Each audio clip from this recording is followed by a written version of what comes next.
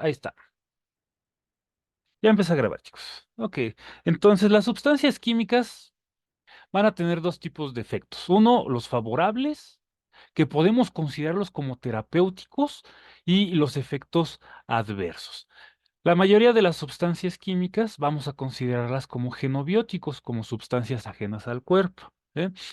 Los efectos adversos los podemos clasificar en no nocivos, que son los que les vamos a llamar efectos secundarios, y los efectos nocivos, que son los efectos tóxicos. Por eso yo les decía que en una curva farmacocinética, cuando estamos dentro de la ventana terapéutica, puede que tengamos efectos adversos en concentraciones terapéuticas. ¿Sí? Y puede que tengamos efectos secundarios en concentraciones también terapéuticas. Sin embargo, cuando estamos hablando de fármacos, la mayoría de los efectos nocivos es porque superamos la ventana terapéutica y vamos a empezar a ver que efectos nocivos de tipo farmacológico, efectos nocivos de tipo patológico y efectos nocivos de tipo genotóxico. ¿Mm? Entonces, los efectos los que vamos a clasificar en favorables y adversos. Los efectos adversos en nocivos y en, perdón, no nocivos, que son los efectos secundarios, y los efectos nocivos, que son los efectos tóxicos. Y los efectos tóxicos pueden ser causados farmacológicamente, patológicamente o por genotóxicos. ¿Hasta aquí pregunta, chicas?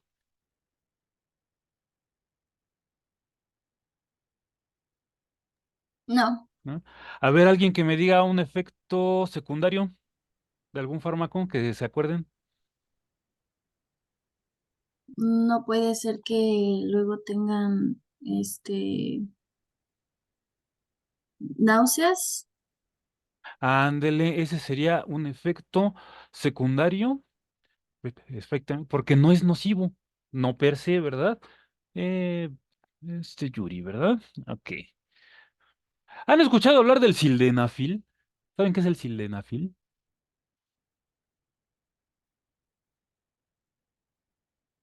No, No, no han escuchado hablar del sildenafil. ¿No? El sildenafil. ¿No lo han escuchado hablar? ¿No? ¿No han escuchado hablar de él? Es un inhibidor de la inos, ¿no?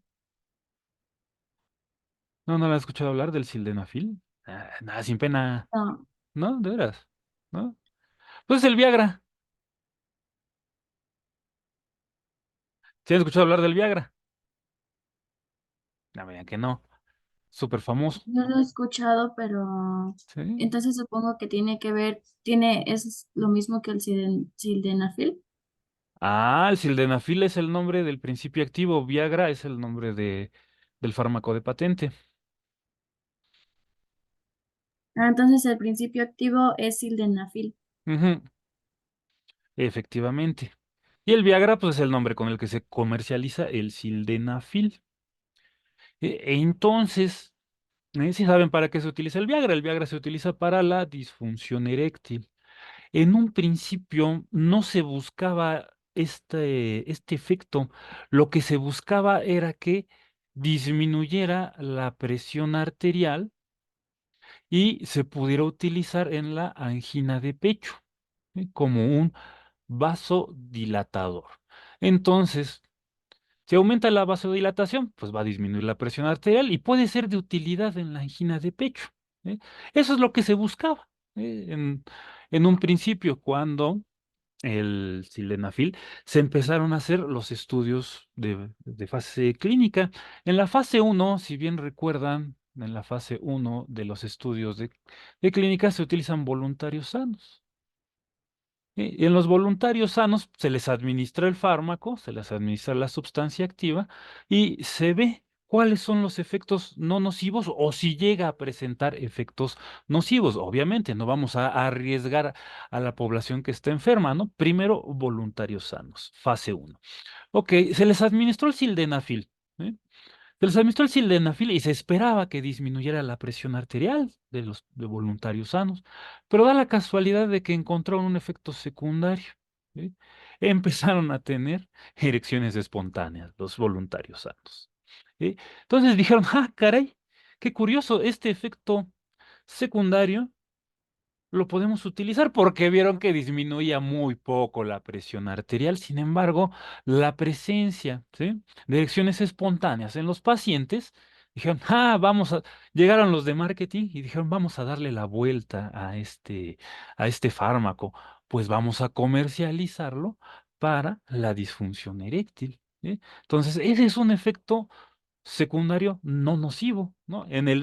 Dependiendo de cómo lo veamos, ¿no? Si vemos que el sildenafil se utiliza como un vasodilatador y se puede utilizar para la impotencia, para la disfunción eréctil, debemos de tomar en cuenta que tiene un efecto secundario no nocivo, que es la disminución de la presión arterial, por la forma en la que lo comercializaron, que originalmente buscaban que disminuyera la presión arterial y encontraron que el efecto secundario era de que ayudaba en la disfunción eréctil. Entonces, ese podría ser un ejemplo de efecto secundario. Otro efecto secundario podría ser los mareos, podría ser las náuseas, los vómitos, ¿sí? Pero les voy a empezar a platicar de efectos nocivos, ¿sí?, de manera farmacológica, de manera patológica y de manera genotóxica. Hasta aquí pregunta, chicos. No hay nadie en el en la sala de No, espera, chicos. Ya se me fugó esta Cami.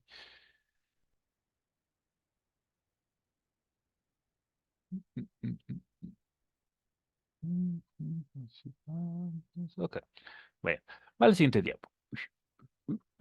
Ahí está la siguiente diapo. Vamos a ver si puedo hacer más grande esto. Y aquí está. Muy bien. Ahí está.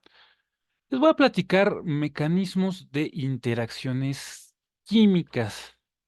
Estos mecanismos de interacciones químicas toman importancia en el contexto de la toxicología. ¿Por qué? Porque estas interacciones químicas también van a estar dadas por principios farmacocinéticos y principios farmacodinámicos. ¿Sí? Estos principios farmacocinéticos, pues, ¿cuáles son? Pues los que ya vieron en la unidad 1: biotransformación, distribución, absorción y excreción. ¿Y cuáles efectos farmacodinámicos podemos encontrar en el caso de la respuesta tóxica? Los que dependen del receptor y los de los que no dependen del receptor. De los que dependen del receptor podemos hablar de interacciones específicas y de los que no dependen del receptor, inespecíficas. ¿Sí? Ahora, ahí les va un tip. ¿Sí? Cuando estemos hablando de toxicología, ¿sí?, de toxicología, cámbienle el prefijo. Por ejemplo, ¿no? Ya no sé, ahorita que hablemos de toxicología, ya no va a ser farmacocinética, va a ser toxicocinética. ¿Sí? Y cuando hablemos de las interacciones, ¿no?, a nivel de receptor o a las interacciones a nivel de mecanismo, ¿qué va a ser? Toxicodinamia. ¿Sí? Entonces, la biotransformación también va a afectar la toxicodinamia, la distribución también la toxicodinamia, la absorción también va a afectar la toxicodinamia y la toxicocinética y la toxicodinamia también vamos a tener de manera inespecífica, no va a depender del receptor, y la de la toxicodinamia de manera específica va a depender del receptor. Hasta ahí lo vamos a dejar. Entonces, toxicocinética es la prima hermana de la farmacocinética. ¿Sí? La toxicodinamia es la prima hermana de la farmacodinamia. ¿Sí? ¿Preguntas? no. No, doctor. Ok, esto es muy claro. Déjenles platico algo. Rápidamente, rápidamente. En esta diapositiva, ¿m?, aquí están marcados dos tipos de receptores, ¿no? Y dos tipos de tejidos. Hasta arriba, vean, dice tejido voluntario y tejido involuntario. Aquí está mal traducido. Sería tejido deseado o tejido target o tejido Diana, perdón, o blanco, Diana farmacológica. Y aquí sería indeseado no voluntario, porque la opción involuntario, a mí voluntario, involuntario me habla como de automatismo y no va por ahí la traducción de esta diapositiva, ¿no? Entonces, cuando un fármaco, ¿sí?, llega y es metabolizado, por ejemplo, ¿no?, en el caso de los profármacos o en el caso de los protoxones, entonces, ya admití acá. Ok. En el caso de los toxones, pueden activarse, ¿sí? En el caso del metabolismo, acuérdense de los profármacos. Fármacos necesitan el metabolismo para activarse y tener el fármaco activo, ¿sí? Lo mismo pasa con las sustancias tóxicas, ¿sí? Pueden metabolizarse para tener la sustancia tóxica activa. ¿Sí? Es lo que estamos marcando aquí. ¿Sí? Entonces vamos a tener la sustancia activa y puede llegar a un receptor target, un receptor deseado, o puede llegar a un receptor no deseado. Cuando llega al receptor deseado, vamos a tener efectos adversos específicos cuando la dosis es muy alta, ¿sí? O cuando los efectos de la activación, ¿sí?, o de la inhibición son crónicas. Y esto va a conllevar a efectos celulares tóxicos. ¿Sí? Acuérdense, tenemos un fármaco que nosotros conocemos, que queremos que llegue a este receptor, pero si los damos en dosis muy alta, vamos a tener efectos adversos, pero de manera específica. Vámonos por el otro caminito. Llega a un receptor no voluntario, a un receptor indeseado. ¿Qué va a ocurrir si se activa este receptor o se inhibe este receptor incorrecto? Vamos a tener efectos adversos inespecíficos. Y esos efectos adversos inespecíficos puede que a la larga se conviertan en efectos tóxicos. Bien. Entonces aquí tenemos en el tejido deseado, vámonos al otro tejido. Al tejido que no deseamos. Nuestro fármaco, ¿sí?, se va a unir a un receptor, al receptor al cual está diseñado. Pero ¿qué ocurre si está en el tejido incorrecto? Tenemos el receptor correcto en el tejido incorrecto. Los efectos se van a presentar a dosis altas y todos estos efectos adversos específicos, ¿sí?, van a ocurrir por la activación o inhibición crónica. Y a la larga vamos a tener también efectos celulares tóxicos. ¿Sí? De igual forma, si llega a un tejido que no deseamos, a un receptor que no deseamos, vamos a tener efectos adversos también inespecíficos, ¿sí?, en donde se activa, se inhibe el receptor y va a conllevar a efectos celulares tóxicos a la larga, ¿sí?, a largo plazo. ¿Sí? Pregunta es, No, todo bien. ok, perfecto. La que sigue, pum, ahí está. A ver. ¿Se acuerdan de las fases del metabolismo?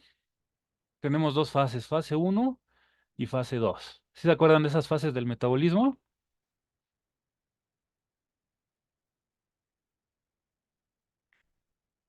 Edu, Cami,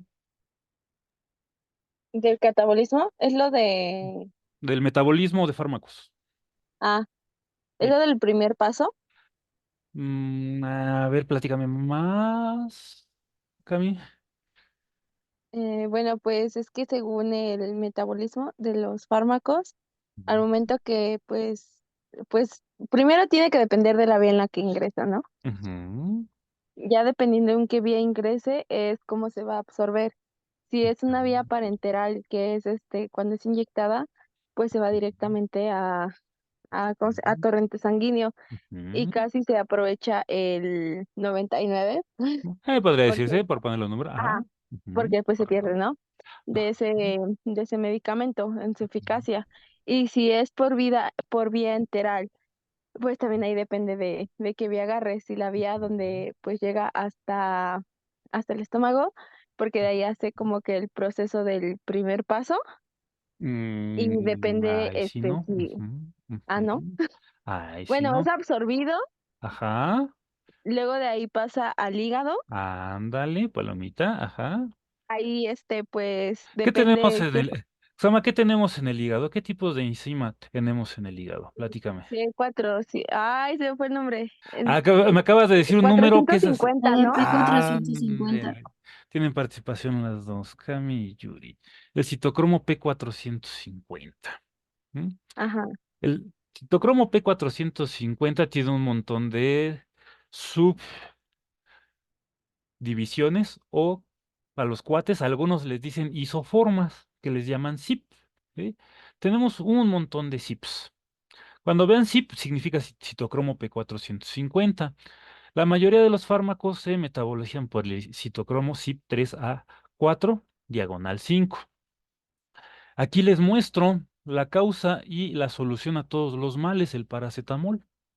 Da la casualidad que el paracetamol se metaboliza un poquito por el CYP3A4 y otro que se llama 2D6. El CYP3A4 metaboliza cerca del 60% de los fármacos y el 2D6 más o menos un 30%, 20% restante, aprox. Y da la casualidad de que esto, ¿qué tipo de enzima es? El CYP, el citocromo P450 son oxidadas. Les dicen monoxigenasas de acción mixta, MOS o MOA, no MAO, ¿no? Estas monoxigenastas de acción mixta lo que hacen a veces es romper, generando un grupo hidroxilo, pero a veces simplemente sustraen electrones de la molécula, como es el caso del paracetamol. ¿Sí? En el caso del paracetamol, presten la atención, tenemos un par de grupos químicos. Tenemos este grupo que está aquí, que es el grupo benceno. ¿Sí?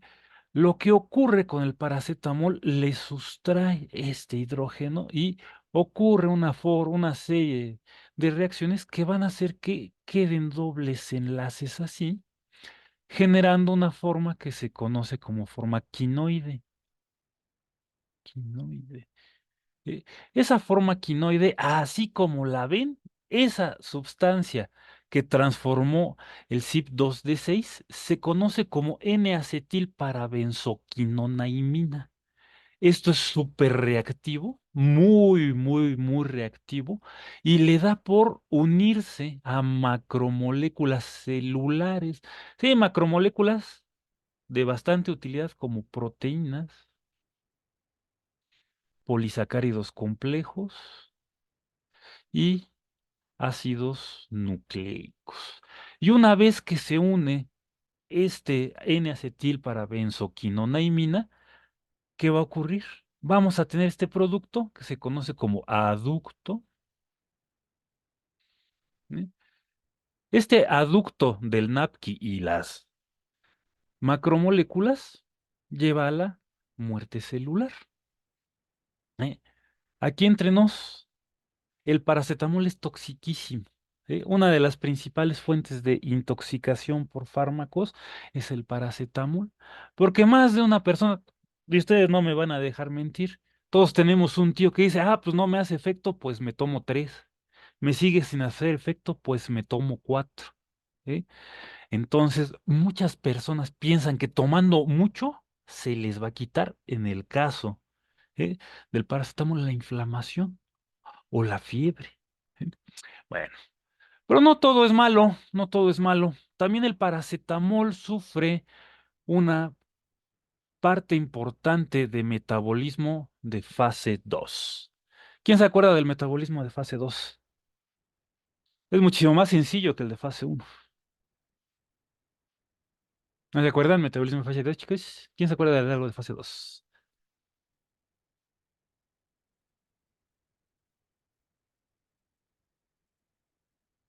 ¿No?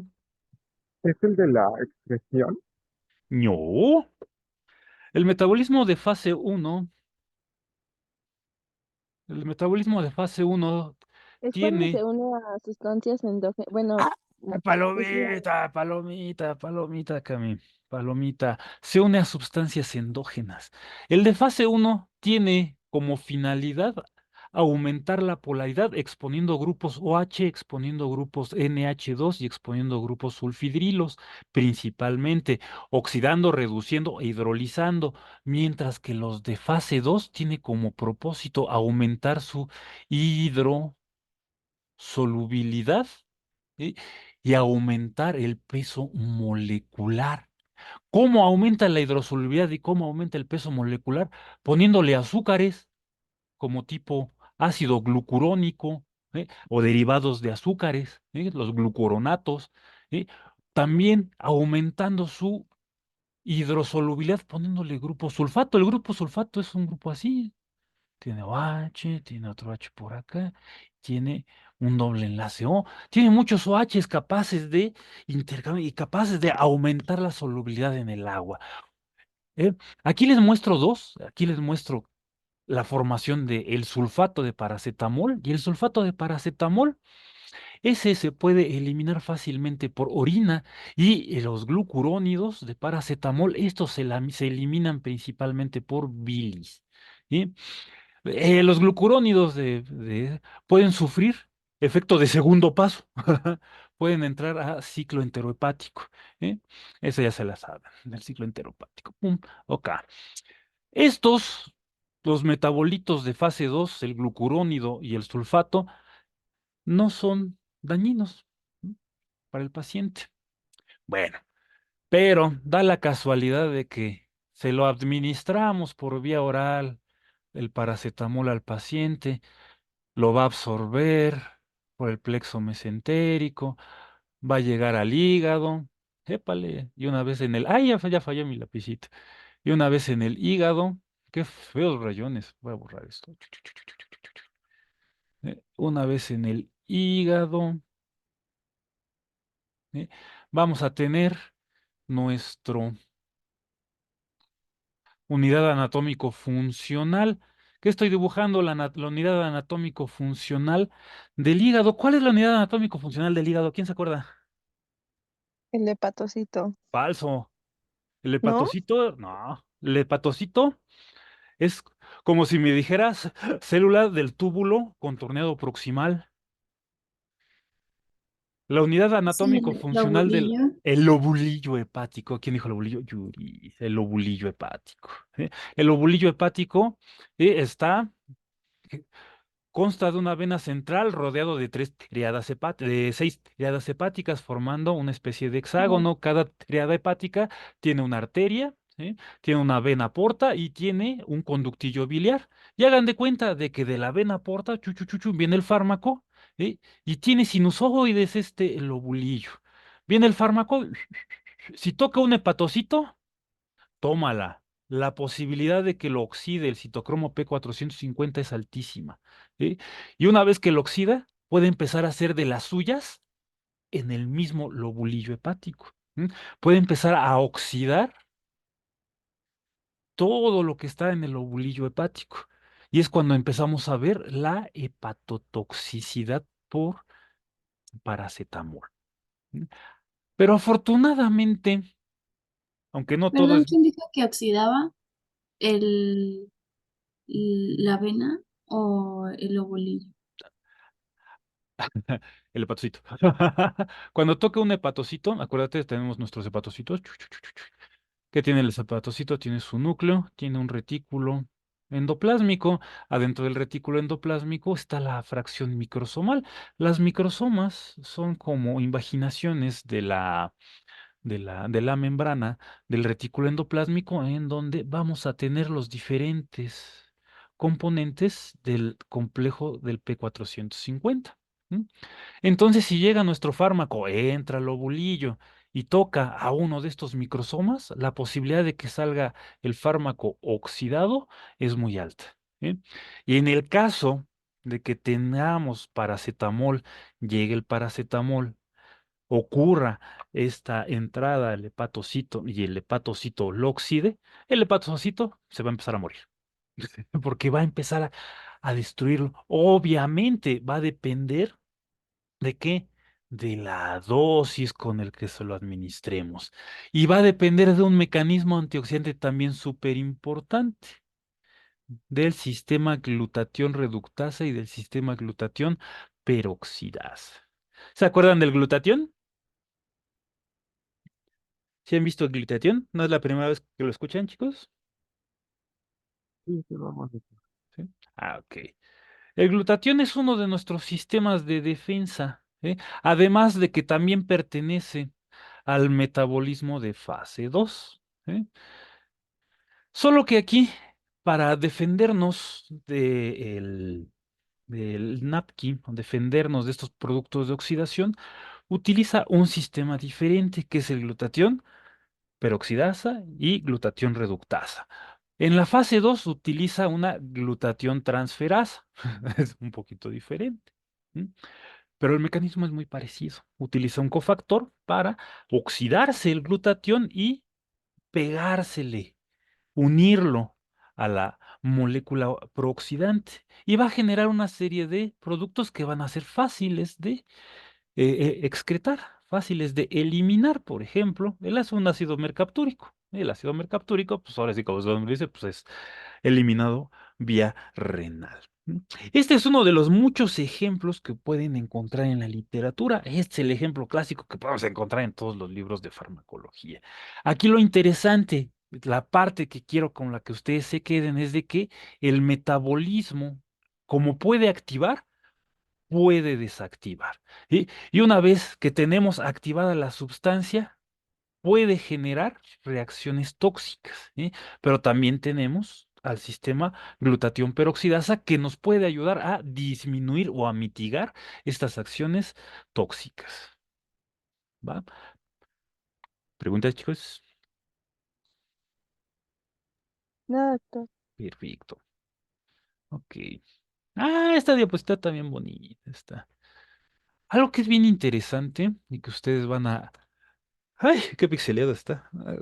Les, les juro que en la mañana estaba completita y se veía bien. ¿Mm? De los muchos, de las muchas formas en que una persona puede llegar a presentar los efectos adversos y consecuentemente los efectos nocivos, consecuentemente los efectos tóxicos, es por la forma en que llegan las sustancias a esta persona. ¿Eh? Les quiero mostrar aquí en primera instancia la toxicidad terapéutica de los fármacos. La toxicidad terapéutica de los fármacos es cuando se presenta una administración incorrecta a dosis altas. ¿M?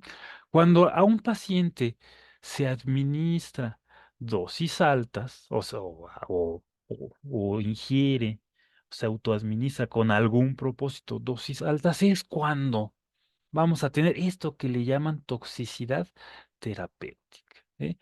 Porque los fármacos, ¿m?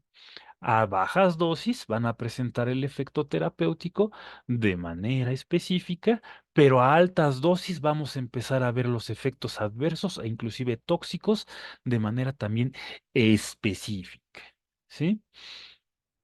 Otra causa, otra circunstancia potencial de intoxicación es cuando tenemos niños pequeños, aquí le ponen exploradores, pero más bien es niños curiosos o traviesos, ¿no? No es raro que algunas formas farmacéuticas, por ejemplo, las tabletas que tienen algún recubrimiento, este recubrimiento sea de color bonito, sea vistoso, y no falta el niño pequeño que dice, ay, parece dulce. Se lo come y dice, ay, sabe amargo, a lo mejor estaba malo, me como otro. Y chin, ese también estaba amargo, me como otro, me como otro, me como otro. Entonces, un niño pequeño puede intoxicarse, puede exponerse. ¿Eh? Exposición en el contexto de toxicología es equivalente, expo,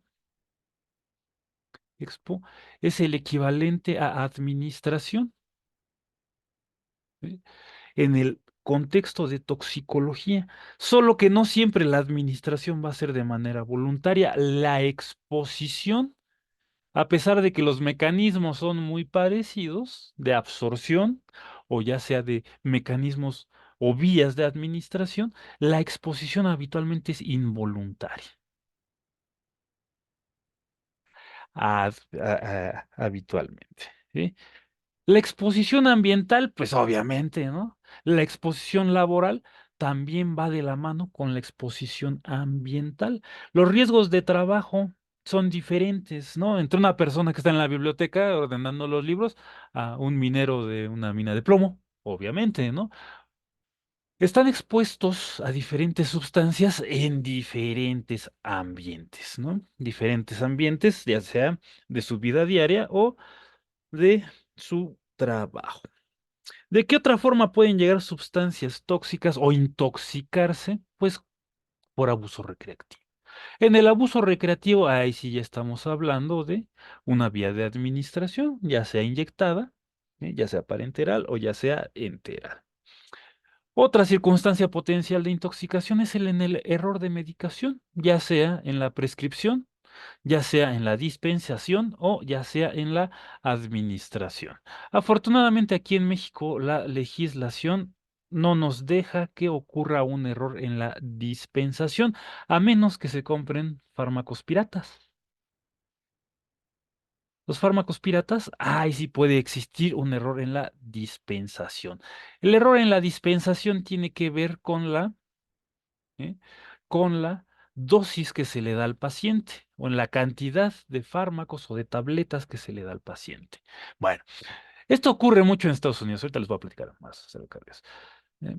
El error de prescripción, pues es cuando el médico tratante o le da el fármaco incorrecto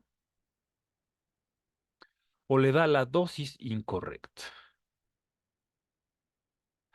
El error de dispensación es cuando se intercambia el fármaco de manera errónea, también es un intercambio, o se le da una dosis diferente, pero eso al momento de darle el fármaco al paciente.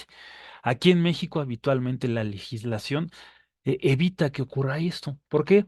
Porque en otros países, no sé si hayan visto las películas, ¿no? De que a los pacientes se les da un frasco amarillo con una tapita blanca. Y ese frasquito amarillo con esa tapita blanca lo pueden rellenar conforme a la receta del médico tratante. ¿Sí? Y la receta del médico tratante debe de ser cumplimentada por el farmacéutico. ¿Mm? Aquí en México, afortunadamente, los genéricos ya vienen en blister, o sea, ya vienen envasados, ya vienen en su forma final, pero en Estados Unidos y en algunos países de Europa, los genéricos se dan, se administran, ¿sí? Con el farmacéutico. Y el farmacéutico cuenta el número de tabletas o de cápsulas o mililitros que se le administra al paciente y controla la dosis. ¿Sí? Da la casualidad que puede existir un error en algún momento dado en la dispensación. ¿Sí? Aquí en México, digo, afortunadamente, hay muchos mecanismos que evitan que esto ocurra. ¿Sí? Ahora, error de administración. El paciente se medica mal o lo aplica mal o se lo administra por la vía incorrecta o lo administra de una manera incorrecta. Por ejemplo, ¿no? De que algo que es inyectable se lo toma. Eso es bien común y lo destruyen, por ejemplo, o lo transforman en algo más tóxico, enzimas gástricas o enzimas hepáticas. ¿Sí? Error de administración, cuando el paciente dice, no me está haciendo efecto, pues me tomo más. ¿Sí? También es un error de administración. ¿Mm? Entonces, el error de prescripción depende del tratante, el de dispensación del farmacéutico y el de administración de quien depende del paciente. Un par de circunstancias importantes y potenciales de intoxicación es la administración por el propósito de autolesionarse y administración con el propósito de dañar a otra persona. ¿Mm? Obviamente, pues este es con intención de suicidio y este es con intención de homicidio. Entonces, esas son algunas de las circunstancias que ustedes deben de acordarse, ¿no? Siempre, siempre, siempre que les llegue su paciente intoxicado, vean cuáles, ¿no? Para ver cuáles son los alcances que ustedes pueden llegar a tener, ¿no? Y cómo pueden inferir o cómo pueden ayudar en el tratamiento de este paciente. En Estados Unidos, les voy a platicar cuáles son los principales fármacos, ¿sí?, que se correlacionan con los decesos. La mayoría son de uso recreativo, cocaína y alcohol. ¿Mm? Los opiáceos no son de uso recreativo, pero en Estados Unidos, por ejemplo, el fentanilo, el fenta, lo están utilizando mucho para uso recreativo. Las benzodiazepinas tampoco son de uso recreativo, pero lo están utilizando en exceso y a veces hasta en combinación, ¿no? Las benzodiazepinas pues son sedantes, hipnóticos, anestésicos, pero que tienen un índice terapéutico muy bajito. ¿Mm? Los antidepresivos también, ¿no? También, estos principalmente los antidepresivos, la gente se puede intoxicar porque dice, no me siento bien, me voy a tomar más. Y es en donde empieza a fallar, ¿eh? Si se acuerdan, la mayoría de los antidepresivos altera la química cerebral, la química nerviosa. Y cuando administramos dosis altas de antidepresivos, vamos a empezar a tener efectos en el sistema nervioso autónomo, ¿sí? Y eso no nos gusta, ¿no? Que tengamos efectos en el sistema nervioso autónomo. ¿Sí? Cuando ya empezamos a jugar con el sistema nervioso autónomo, no, hombre, ya empezamos a tener un montón de efectos, no solo adversos, ¿sí?, no solo secundarios, sino efectos tóxicos por hiperestimulación o sobreestimulación, ¿verdad? Ok. Preguntas, chicas. ¿Todo bien? ¿Dudas? ¿Comentarios? Todo bien. Nada más una duda. Dime. Por ejemplo, en el paracetamol, Sí. cuando, o sea, es tardado que haga efecto. O sea, lo digo pues por el ejemplo que decía de que luego a veces bueno, sienten que no les está haciendo efecto, entonces toman más. Ujú. Entonces, tengo esa duda de que si tarda en tener el efecto terapéutico. Va entre minutos, ¿sí?, a horas, a una hora. ¿Sí?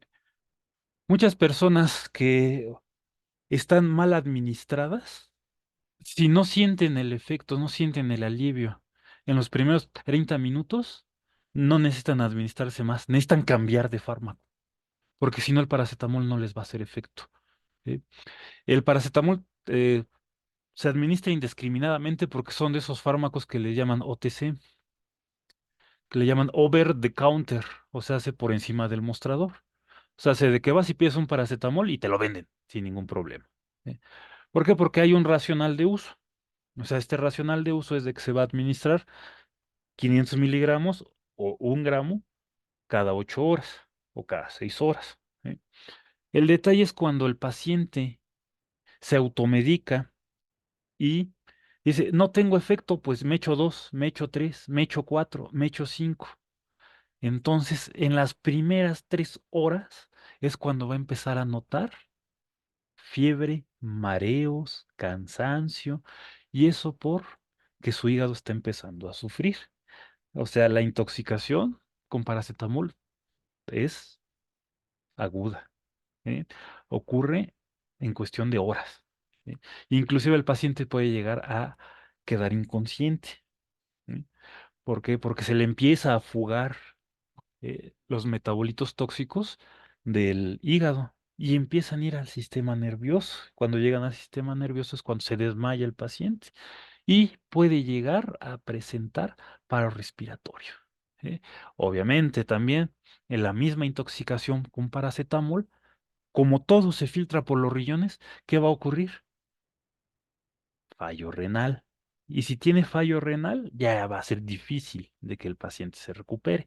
Puede que sí se recupere con su fluidoterapia, con diálisis, y puede llegar a recobrar la función renal. Afortunadamente, el riñón y el hígado se regeneran, pero el sistema nervioso central, ese sí ya no se regenera y puede llegar a tener secuelas de por vida, temblores, problemas conductuales. ¿M? Y todo Ah, ok. eso Ujú. Y Adelante, por adelante. ejemplo, cuando hay fármacos que son combinados con, por ejemplo, el naproxeno con el paracetamol, es todavía peor. Si, por ejemplo, o sea, o sea, más rápido que pueda haber una intoxicación. Depende de la cantidad que se eche el paciente. Si se echa más de 4 gramos de una sola vez, puede que en algunas horas vea el efecto, ¿sí? Ahora, el detalle de que si es paracetamol combinado con otra cosa, a lo mejor la dosis de paracetamol es más baja. ¿Eh? Ejemplo, paracetamol y tramadol, yo creo que la dosis anda por debajo de los 500 miligramos, creo, según recuerdo.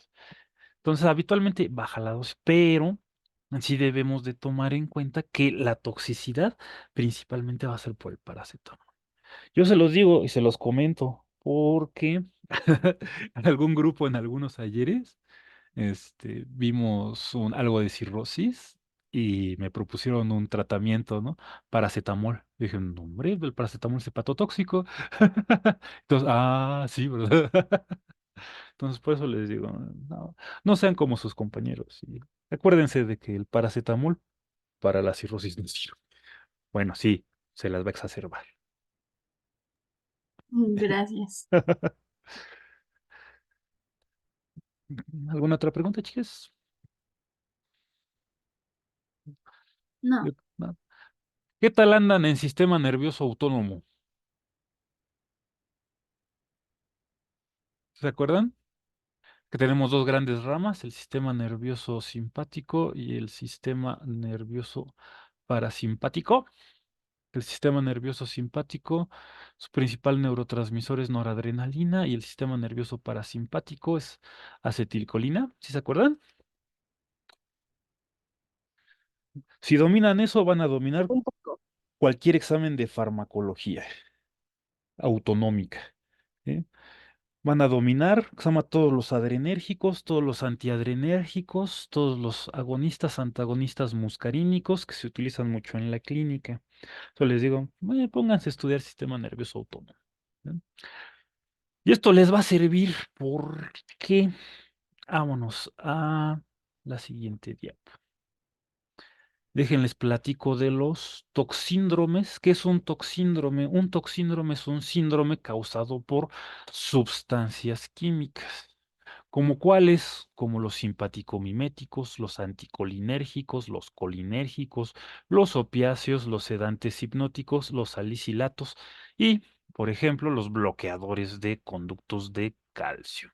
Por eso les digo, si dominan el sistema nervioso autónomo, se van a acordar de los simpaticomiméticos, de los anticolinérgicos, de los colinérgicos y de los opiáceos. ¿Mm?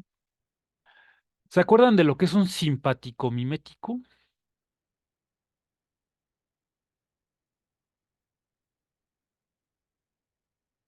Esto lo tuvieron que haber visto en los receptores adrenérgicos alfa y beta.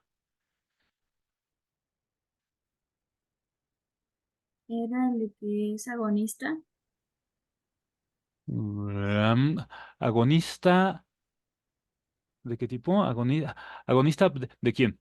De la del simpático. del simpático, precisamente imita los efectos del sistema nervioso simpático, principalmente los efectos de la noradrenalina. Es a lo que se refiere con simpático mimético, de que imita los efectos de la noradrenalina en el sistema nervioso autónomo. Eso es simpático mimético, ¿eh? Específicamente en la rama simpática. ¿Se acuerdan de los transportadores CERT y NET?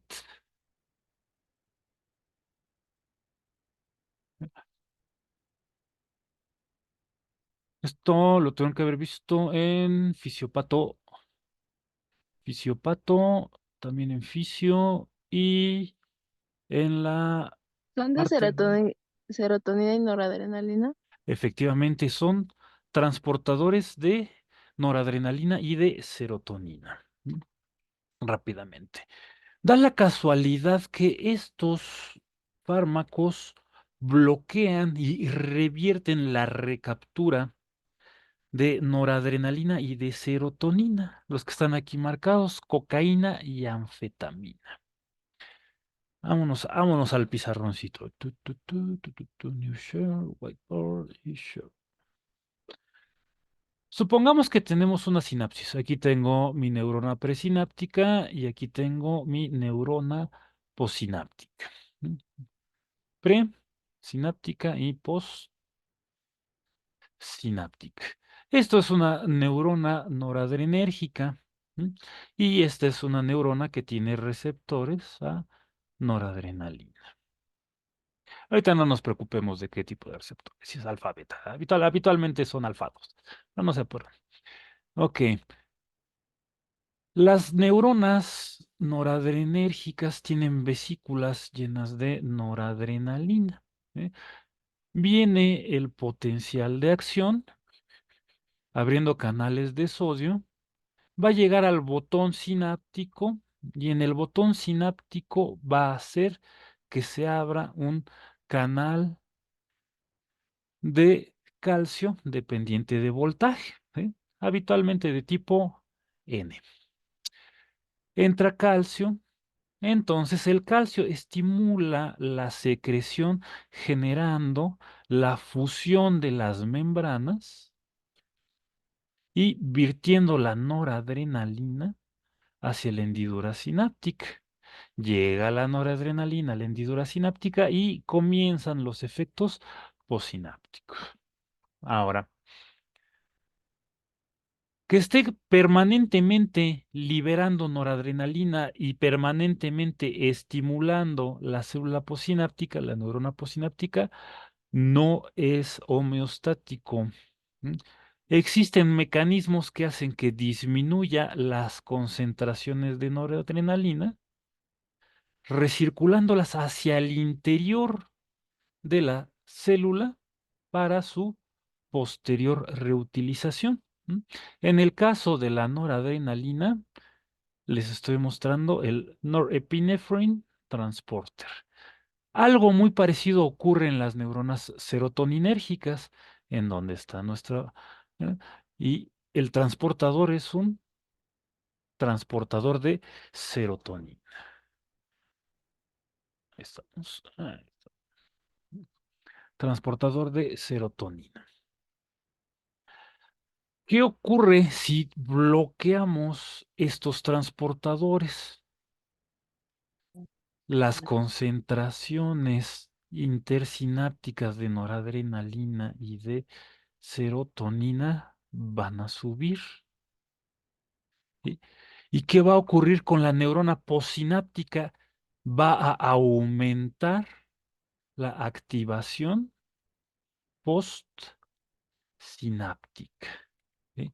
Entonces, si bloqueamos la recaptura, vamos a hacer que la concentración intersináptica de noradrenalina o de serotonina aumente y va a aumentar la excitabilidad de la siguiente neurona. ¿M? Y eso es lo que pasa en el toxíndrome simpático-mimético. Voy a volver a compartir la presentación. Aquí está, aquí está. Ahí estamos. ¿M? Es lo que ocurre en el toxíndrome simpático-mimético. El toxíndrome simpático mimético se va a caracterizar por efectos que van a asemejar a una hiperestimulación del sistema nervioso autónomo en su rama simpática. Va a aumentar la frecuencia cardíaca, va a aumentar la presión arterial, va a aumentar la temperatura y va a aumentar el tamaño de las pupilas. ¿Cómo va a estimular receptores alfa 1 en el sistema nervioso central? Si bien recuerdan, los receptores alfa 1 están involucrados en vasos, en la vasodilatación y en la vasoconstricción, perdón, en la vasoconstricción principalmente, pero en sistema nervioso central van a funcionar de manera reguladora y como autorreceptores. Y estos autorreceptores, si estamos en accumbens o en sistema límbico, va a hacer que el paciente presente agitación. Agitación. ¿Qué otras cuestiones vamos a ver? Temblores, ¿sí? Por estimulación extrapiramidal y diaforesis. Ok. Algo, si nos vamos a la otra rama, ¿sí? De, vamos a ver los anticolinérgicos.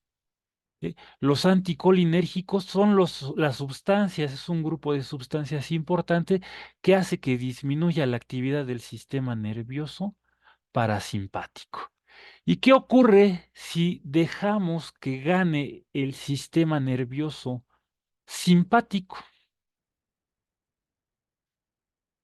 Vamos a tener efectos similares a la sobreestimulación con noradrenalina.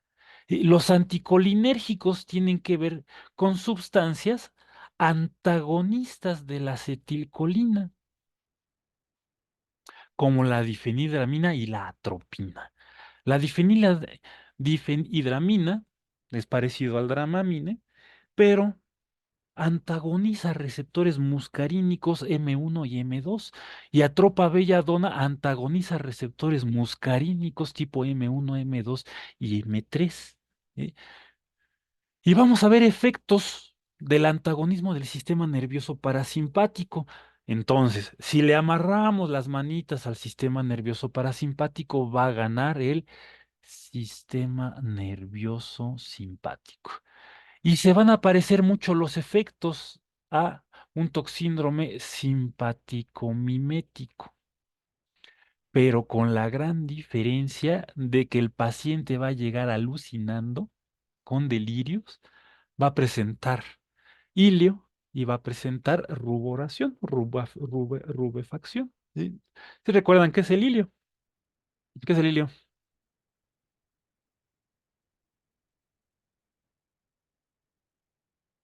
¿Qué es el ilio?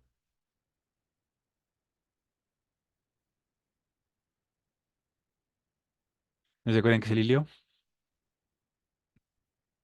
Ilio. ¿No se acuerdan qué es el ilio?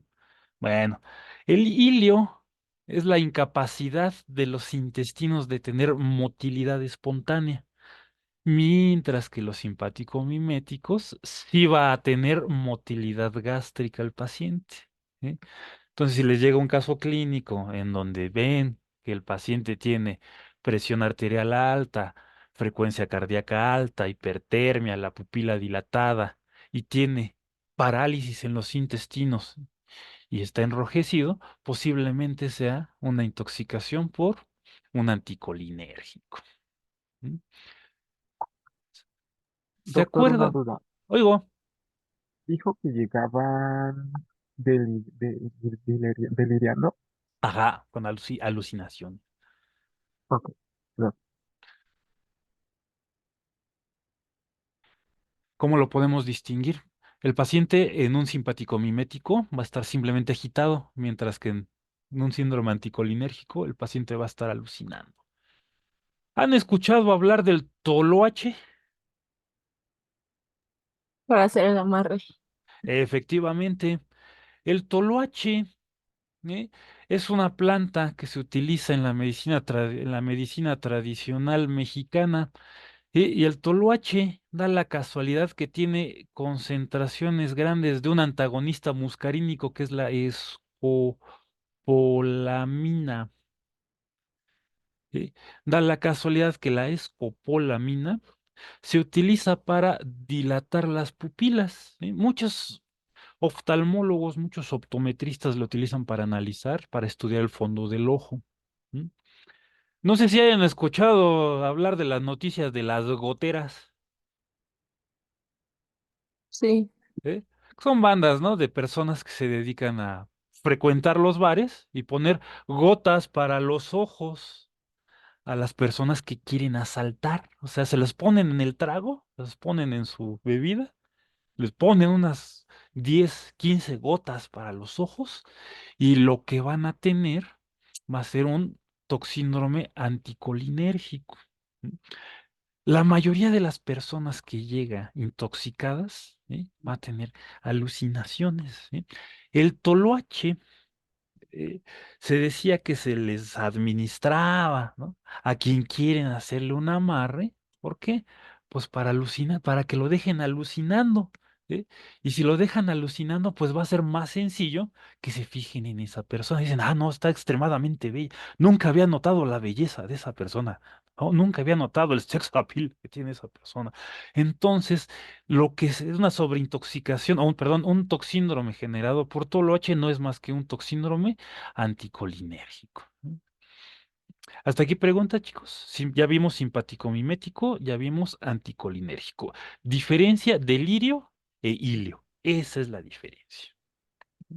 Doctor, yo tengo una pregunta sobre el Pregunta, efecto de las gotas. échale.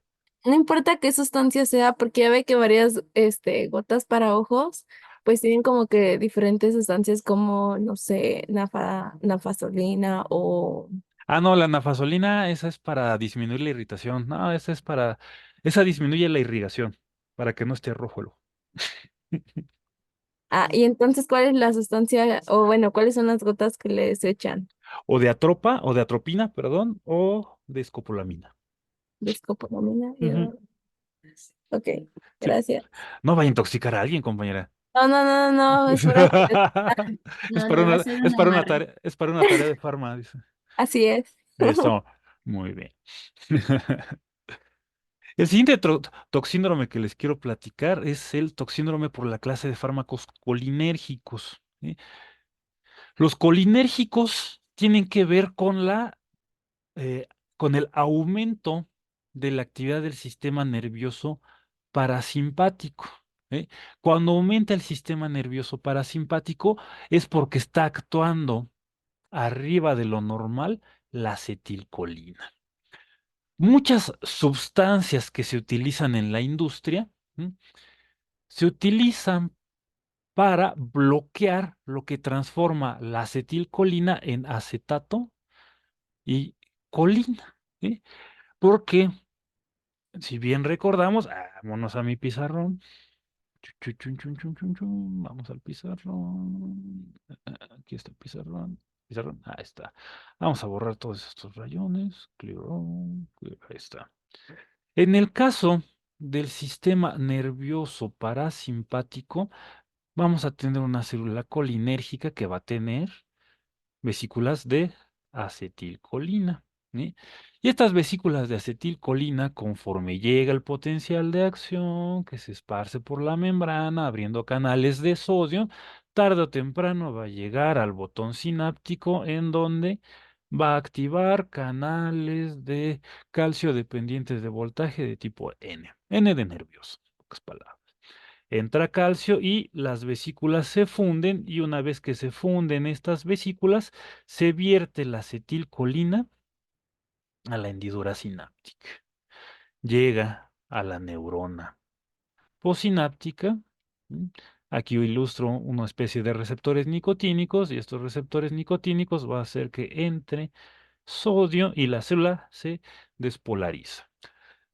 Si permanentemente estuviera actuando la acetilcolina, entonces vamos a tener excitotoxicidad. Va a estar entrando mucho sodio y la célula pues se va a morir. Y no queremos que se muera la célula. Entonces, tenemos una enzima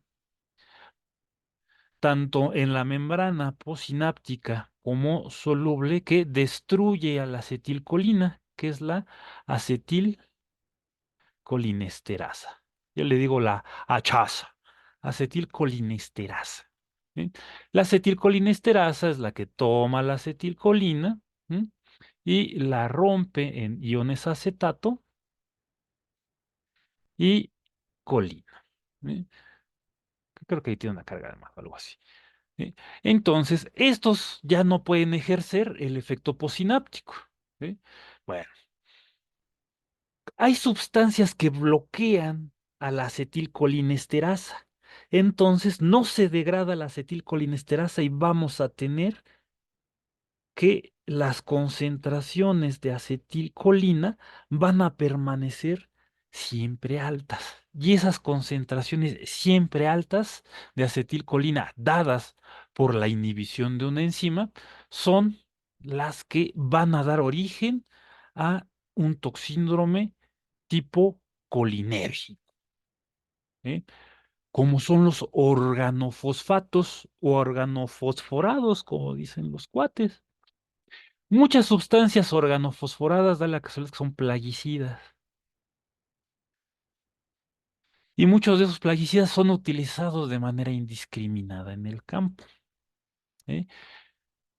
De la estimulación, como tipo de estimulación vagal, colinérgica, ¿eh? Vamos a tener que se presenta un aumento en la frecuencia respiratoria. ¿Y qué vamos a ver?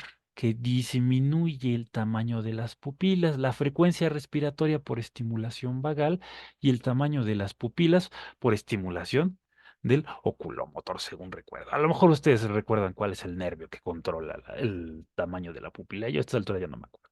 ¿Eh? El paciente va a llegar con aletargamiento, somnolencia y posiblemente con coma. Y va a llegar con este paquete de efectos que le dicen slush. Vamos a ver qué dice acá abajo, qué dice slush. Efectos muscarínicos, como salivación, lagrimeo, micción, defecación, contracciones espasmódicas gástricas y vómitos. Slush está en inglés, que es salivation, que es lacrimation, urination, defecation, gastric contraction y emesis, según recuerdo. Emesis, creo que se dice en inglés, el slush. ¿Eh? Una gran diferencia. Esto es como si hubiéramos apagado el sistema nervioso simpático y le hubiéramos exacerbado el sistema nervioso parasimpático. Pregunta este aquí, chicos. Organofosforados.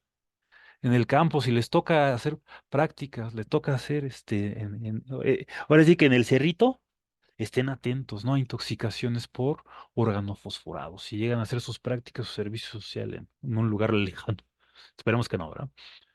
El siguiente que les quiero mostrar, también es de los más comunes, es la intoxicación por opiáceos. ¿Sí se acuerdan de los opiáceos? A ver, Edu, ¿andas por ahí? Dime un opiáceo.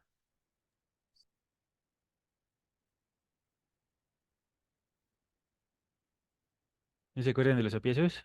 Un opiáceo. La heroína, Y la oxicodona, ¿verdad? Están ahí. Había La, dicho también del fentanilo, ¿no? el La fentanilo, morfina. la morfina, perfecto. Ya el saben. picodín también, ¿no? El Bicodín. ¿Vieron la serie? Véanla. ¿Cuál? Sí, No me acuerdo cómo se llama. No, ¿Cómo se llama la serie? Se me olvidó el la nombre. de es la la de de donde Rata, sale ¿no? No me acuerdo cómo se llama la serie. ¿Cómo se llamaba? Se me olvidó el nombre de la serie. el del que es maestro de química, algo así. No, esa es la de Breaking Bad, ¿no? Ah, No, esa hace anfetaminas, ¿no? Esa vato, esa la gente termina con efecto simpático mimético, ¿no? Es el efecto contrario. Es exactamente. ¿Sí? Da la casualidad que, si bien recuerdan, los opiáceos se unen a los receptores mu, a los receptores kappa, a los receptores delta, y a los receptores no, según recuerdo.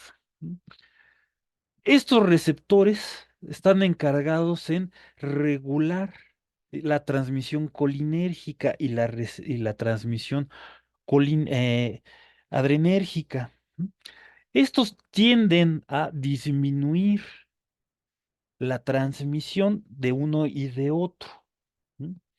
Cuando estamos hablando del sistema nervioso autónomo parasimpático, ¿sí? Lo que va a ocurrir, ¿sí? Va a ser que disminuyen las contracciones del intestino, por ejemplo.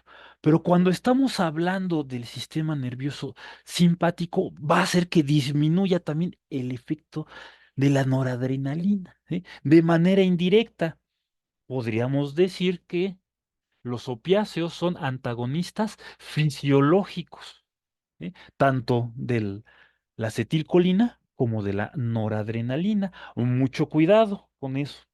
Porque, fíjense, la heroína y la oxicodona va a hacer que disminuya la frecuencia cardíaca, va a hacer que disminuya la frecuencia respiratoria y va a hacer que disminuya el tamaño de la pupila.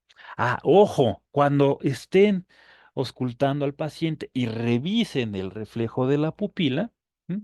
No va a responder ante la luz, ¿sí? Porque se contrae la pupila y le ponen la luz, se va a quedar así contraído. Si tiene la pupila dilatada, le ponen la luz, le exploran el ojo y no se les va a contraer. No va a responder a la luz ninguno de estos dos, ¿sí? Ahora, ojo, el paciente también va a llegar aletargado con somnolencia y con coma. ¿Cómo podemos diferenciar, ¿no?, de un síndrome colinérgico o de un anticolinérgico o de un simpático mimético? Porque cae mucho la frecuencia cardíaca, cae la frecuencia respiratoria y el tamaño de las pupilas es bajo. ¿Qué va a ocurrir con los opiáceos? El slush no se va a presentar, ¿sí? Ojo, esta se me olvidó preguntarles. ¿Qué es una fasciculación? ¿Qué signo es una fasciculación? Es cuando hacen gestos con Ajá. Es, ¿quién fue? ¿Quién fue? ¿Quién fue? ¿Quién fue? Para ponerte participación. yo, Cami. Camila. Ok. Sí, son contracciones de haces musculares aislados, que bien pueden estar en las extremidades o en la cara, ¿sí? Van a ver así que de repente se les contrae un cachete, o de repente se les contrae un dedo, o de repente se les contrae un músculo aislado. Eso es una fasciculación. En la intoxicación por opiáceos no se ven fasciculaciones tampoco, y tampoco se ve slush. ¿Por qué? Porque los colinérgicos van a afectar tanto a la parte nicotínica como la parte muscarínica, mientras que los opiáceos únicamente van a afectar la parte muscarínica. Esa es la diferencia. Por eso podemos identificar un paciente intoxicado con fosfatos, organofosforados, porque va a tener fasciculaciones. Así de sencillo. ¿Eh? Preguntas de aquí, chiques. No, doctor. ¿No? Vamos. Vámonos a los sedantes hipnóticos. Los sedantes hipnóticos clásicos son las benzodiazepinas y los barbitúricos. Las benzodiazepinas y los barbitúricos son sinergistas del GABA. Exacerban la respuesta GABAérgica. Y acuérdense, el GABA es un neurotransmisor inhibitorio.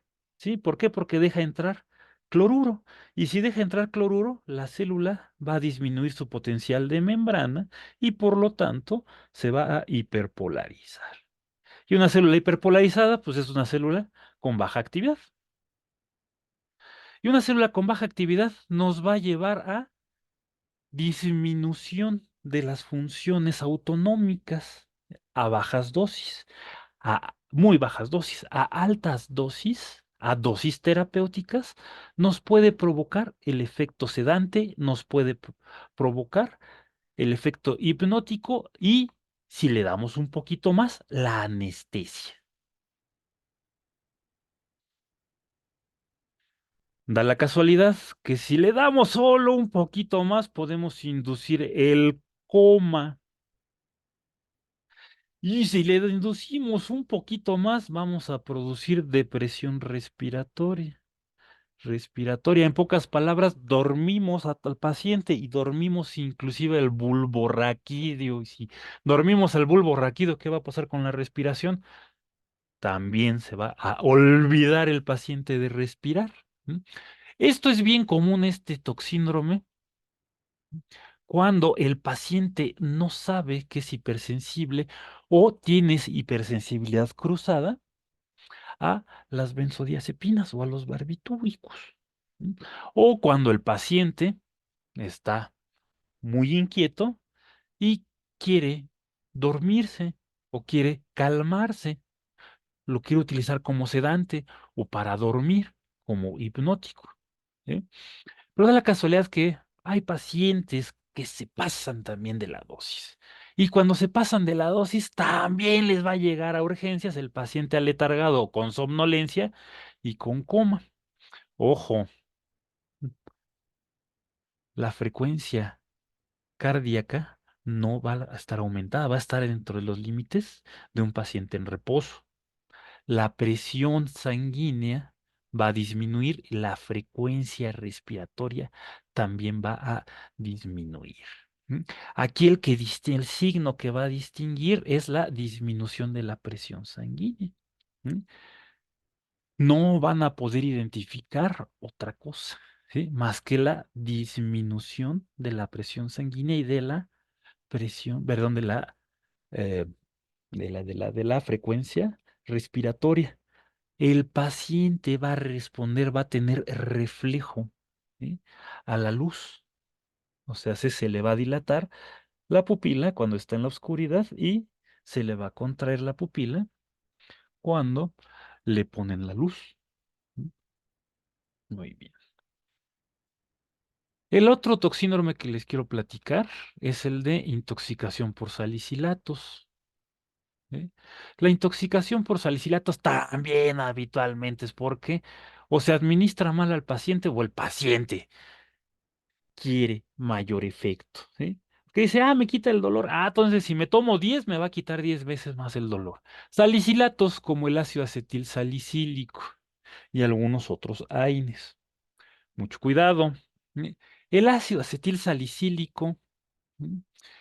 A altas dosis que se pueden absorber rápidamente también en cuestión de horas, los ácidos, el ácido acetil salicílico se hidroliza a ácido salicílico y el ácido salicílico da la casualidad que es un irritante muy, muy importante. Irrita con mucha facilidad las mucosas. ¿Sí? El paciente puede llegar a experimentar ulceraciones ante una administración alta de ácido acetil salicílico en las primeras horas, ¿sí? Que necesitamos lavar, hacerle un lavado gástrico al paciente. ¿Cómo vamos a poder identificar una intoxicación por salicilatos? Va a llegar con un estado de confusión. No se va a poder ubicar el paciente en el tiempo y en el espacio. Le preguntan el nombre, le preguntan qué día es hoy, le preguntan en dónde está, no les va a poder responder con claridad. O sea, no se va a poder ubicar el paciente. Lo primero que debemos de ver es cómo se llama el paciente. Si no sabe cómo se llama el paciente, posiblemente esté en confusión, tenga confusión mental. ¿Sí? Si no sabe en dónde está, eso lo confirma. Si no sabe qué día es, eso ya nos lo va a confirmar completamente. Va a aumentar la frecuencia cardíaca, va a aumentar la frecuencia respiratoria y va a aumentar la temperatura.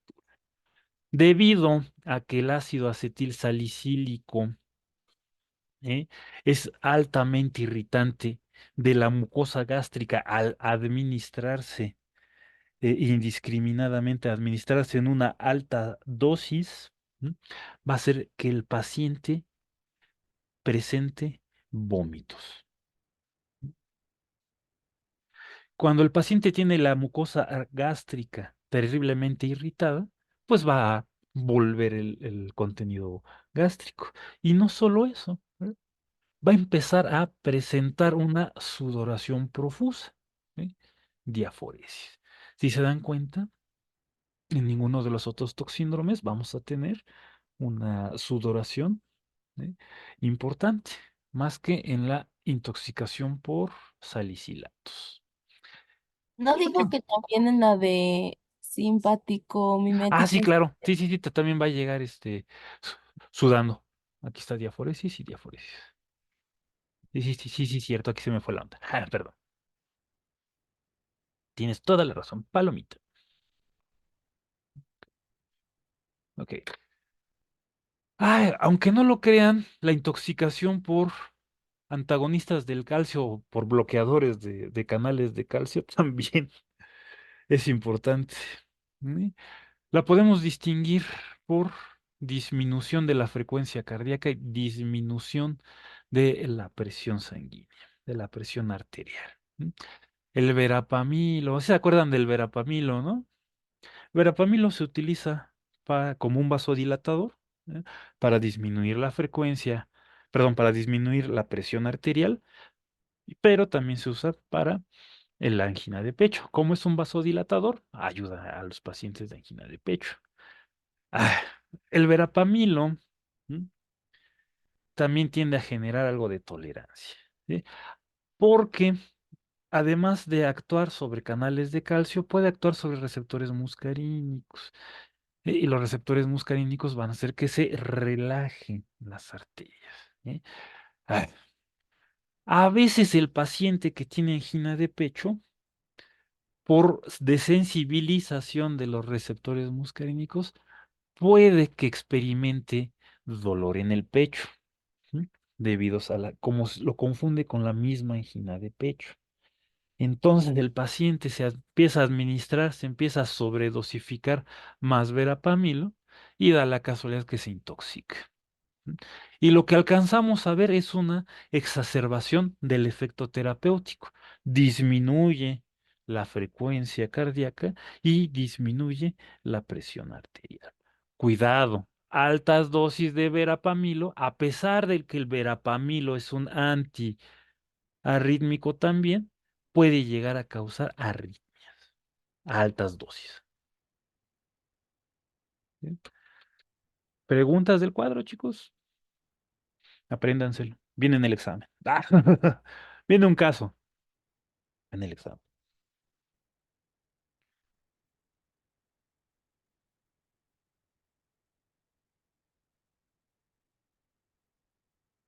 No, doc, todo bien. Ok, perfectirigido, como diría el Ned Flanders.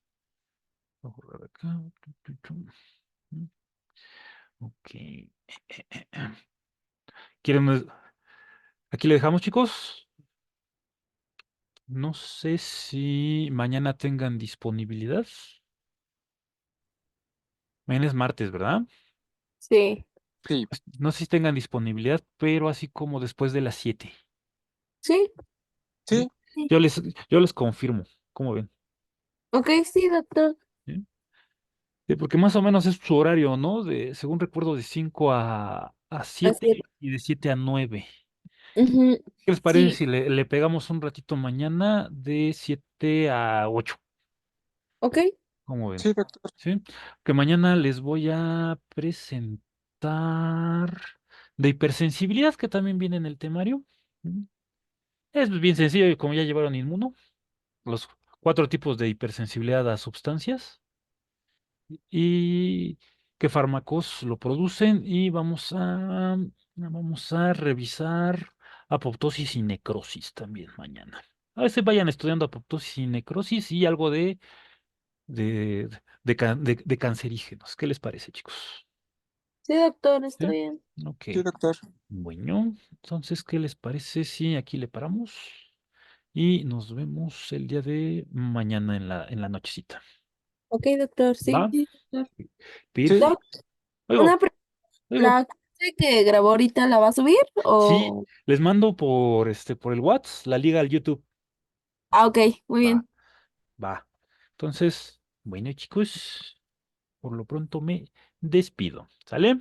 Nos vemos mañana. Gracias. sí, Bueno, gracias, bye. bonita noche, nos vemos. Adiós.